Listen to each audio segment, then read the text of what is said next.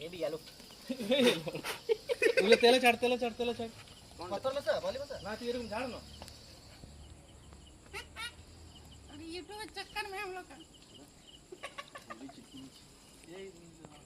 ঝাড়ে লাগে নালে জলাটুকু ধুয়ে নে কোনো দিক্কত নাই ইকে এক গ্লাস ইকে কি উঠে লেউগা পাশাল ললে কি বুঝছি ধরে নিয়ে এসে আগুন জ্বলাই দিচ্ছি তোরা এই বালতি ধরো ধোঁয়া উঠছে